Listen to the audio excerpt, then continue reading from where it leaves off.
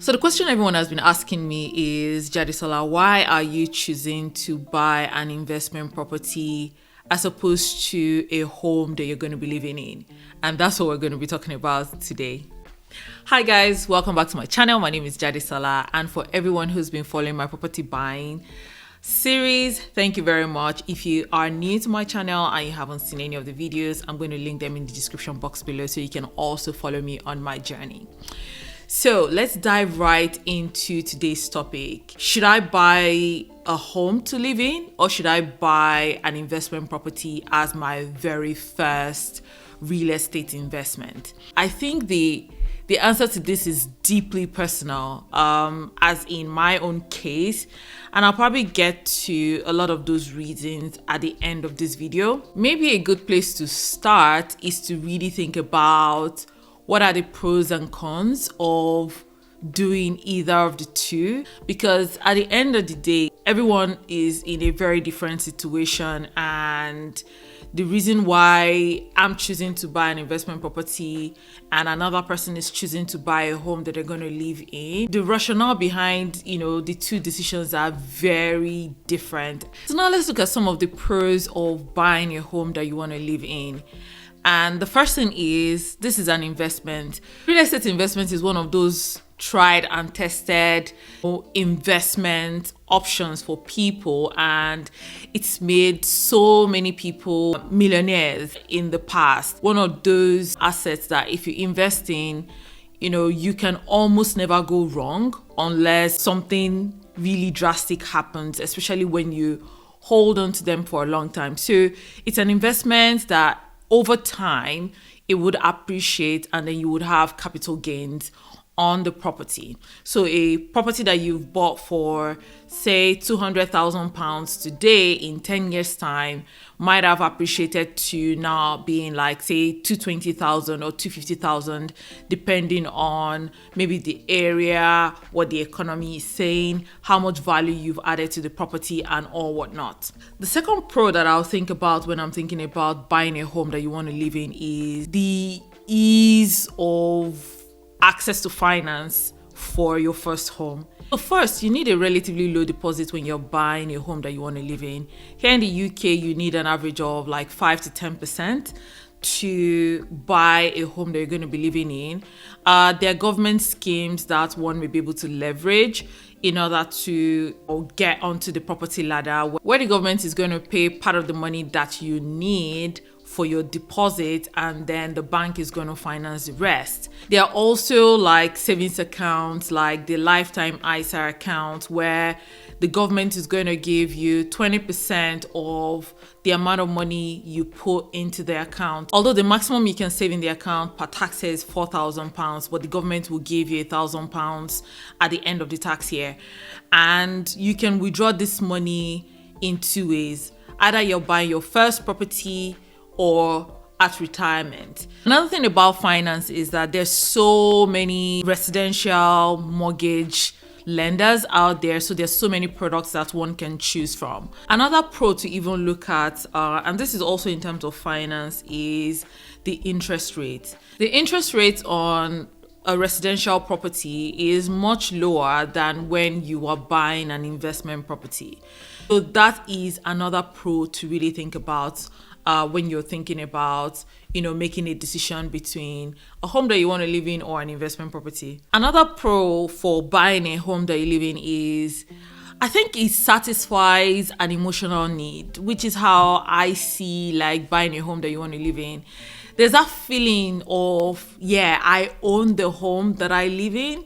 That thing when you're filling out a form and they're asking you, are you renting or do you own? It's very satisfying when you think about the fact that you're not paying rent, and whatever money that you are paying as your mortgage is like equity towards fully owning the property that you're living in. In that way, it's very satisfying. Another pro that I can think about is the fact that you can always use the home that you've bought as collateral for anything that you want to do. Maybe you want to get a loan for your business. You can put your house as collateral for accessing the finance. Another thing would be the fact that you can always change the type of mortgage you're on from a residential mortgage to a suitable mortgage for buy to let in the future. And with this, you can then turn your residential property into an investment property that can continue to generate you income. So now let's look at the cons of buying a home to live in, right? So the first thing would be the fact that the repayment of the mortgage is going to be coming from your personal income. So if you're a salary earner, your salary is what is going to be paying for your mortgage. If you're self-employed, your personal income is where your mortgage repayment is going to be coming from if you took a mortgage to buy a property. Same thing with things like repairs. You are responsible for all the repairs. If your boiler breaks down or if you have a plumbing issue, you are the one that is responsible for that. Your income would have to pay for that, as opposed to, like if you were renting, for example, if something happens to your property, your landlord is most likely the one responsible for fixing things around the house. Another con that I can think about is the fact that even though your home appreciates in value, you don't realize that value unless you sell the house or you remortgage the house. That is the only way to pull money out of your property. It just feels like, you own this thing that takes from you for a long time, and the only way it gives back to you is if you're able to pull out money from it, right? And usually most people, when they buy their homes, they just live in there for the longest time,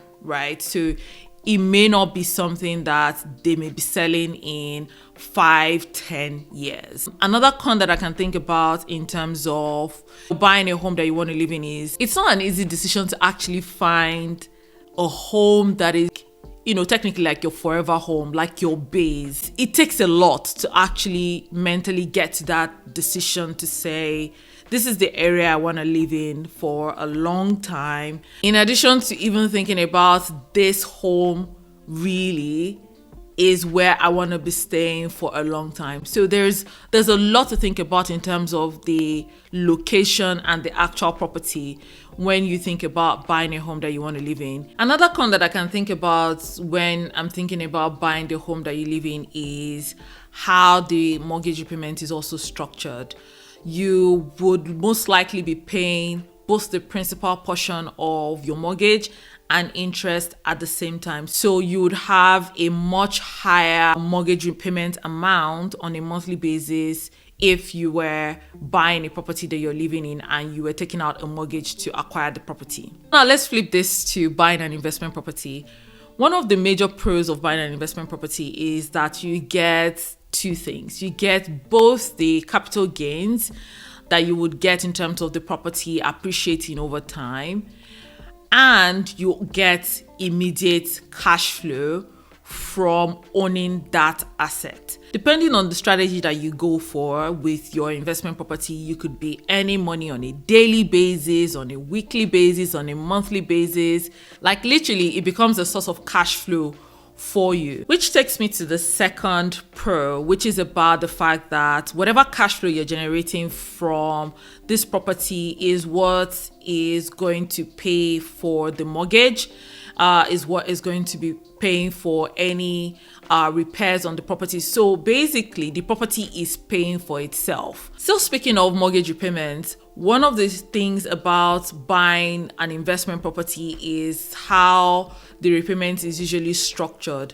A lot of the times you have access to interest-only mortgage repayments where you're only paying the interest portion of the mortgage, which means that you have a much lower outgoing every month from whatever your monthly rental income is, because there are options where you only pay interest on a monthly basis and you're only required to pay the principal at the end of the mortgage term, which could be in another 25 or 30 years. Another pro to even think about is the fact that you can use both the cash flow and the capital gains on your investment property as deposit for another property. So when the property appreciates in value, you can remortgage, pull out some cash, add that to your excess cash flow after paying out all your mortgage and maintenance costs on the property, and then use that as down payment for another property. Another thing that I think about in terms of pros is the fact that when you're buying an investment property, you're actually buying a business. So it's like you're investing in a real estate business, basically. And owning a business is one of the quickest ways of actually building wealth. The kind of wealth that your 9 to 5 will probably not be able to give you. Your business can, if you do the business properly. So speaking of business, right? There's also the opportunity to get some sort of tax benefit from owning an investment property, especially if you buy in your company name as opposed to buying in your personal name. I'll do a separate video on just buying in your personal name versus a company name when you're buying an investment property in another video. But basically, because you are able to expense things like your mortgage repayments, repairs, insurance, different expenses that you would incur, you can expense that, and you're only required to pay, here in the UK, they call it corporation tax, which is just 19% of your profit, as opposed to paying your tax on your gross income. So there's a lot of tax benefits that you can actually get from buying an investment property. Another pro that you can think about for an investment property is the fact that you have a lot more flexibility in terms of location. You can take advantage of opportunities in other areas that you might not necessarily be interested in living in, where they have maybe a lot more capital gains, and maybe there's a lot more in terms of like the rental demand in that area. You can take advantage of that, as opposed to buying a house that you want to live in. You want it to be close to where you're working. You want it to be close to maybe your friends and family. And there's a lot of considerations that you may have to think about when you're buying a home that you want to live in versus an investment property, where you can buy in a different country, you can buy in a different state, in a different part of town. And that sort of flexibility, I think, is a huge pro when I'm thinking about owning an investment property. So now let's look at some cons of buying an investment property. And the first one is that you have a higher deposit requirement. So as opposed to the 5 to 10% that you would need if you were buying a home that you wanted to live in, if you're buying an investment property, you would need between 20 to 25%. Sometimes you may even need higher. And the costs start to get a lot higher because you also have some other fees that you have to think about. So here in the UK, there's also stamp duty, which is 3% of the property price. So just even thinking about it, you're already on 28% if you're doing a 25% deposit plus a 3% stamp duty. So the amount of money that you're going to require in order to get an investment property is a lot higher than if you wanted to buy a home that you're going to be living in. Another con that I can think about is the fact that if you buy in your personal name, you would pay a higher income tax. For most people that are already like maybe in a higher tax bracket, especially here in the UK, anything you get as rental income, for example, in your personal name is going to be taxed, say 40% or 45%, depending on the bracket that you're in. So you're subjected to a much higher tax if you're buying an investment property in your personal name. Another con that you have to think about when you're buying an investment property is the fact that you have to deal with tenants. Now, the landlord business or renting business is a regulated business.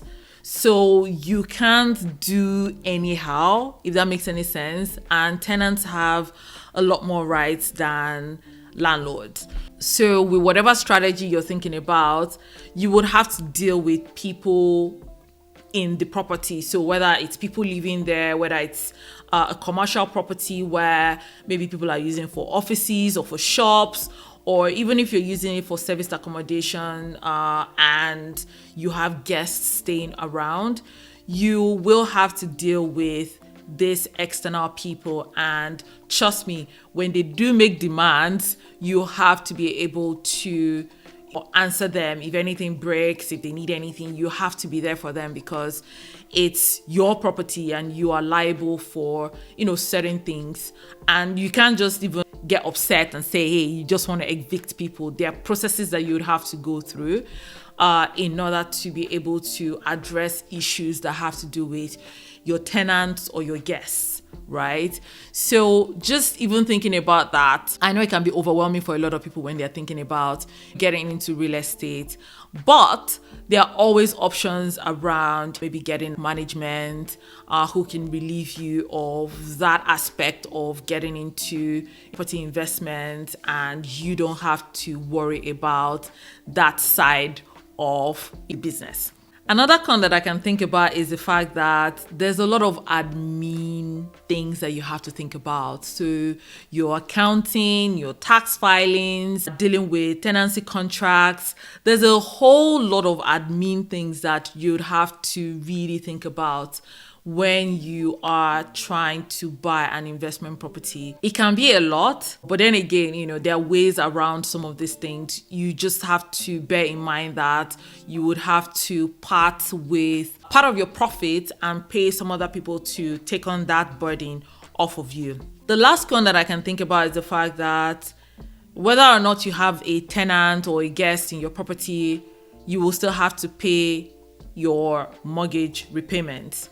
So the bank is not going to understand that, hey, you've not had a tenant for a while. Even if there are people in the property but they are not paying, it doesn't stop you from actually making your mortgage repayment. So you still have to continue to make payments regardless of the condition of your property. If you decide to, renovate for a while, even while you're doing the renovation, your monthly repayments to your lender must go on. So that we've looked at both the pros and the cons of buying either a house that you want to live in or an investment property, I can now share with you my rationale for wanting to buy an investment property as my first property. And the first one is the fact that I'm at an age where I feel like I'm trying to make up for lost time.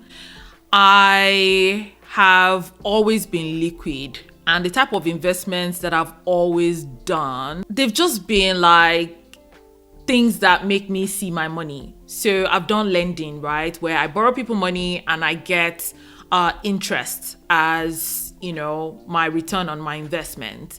I've done fixed deposits where I put my money in, high interest yielding accounts where I could get like double-digit interest rates on my savings, and then I will leave my money there and roll it over on a monthly basis, so it will just compound like that.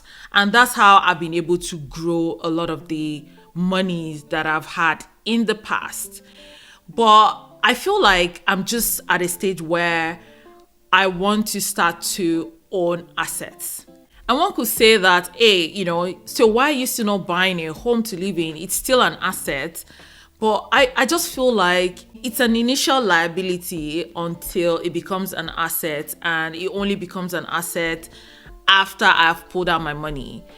Again, is the fact that right now, I'm still relatively new in the UK, and I would prefer to continue to live in London for the foreseeable future. And I can't afford to buy in London, so it doesn't make sense for me to just in the name of wanting to own the home that I want to live in, now go and buy a property outside of London where I'm not particularly interested in living in. So because I can't afford to buy in London, it's easier for me to look at areas where I feel like, hey, I can afford to invest in this area. It still gives me the same ownership.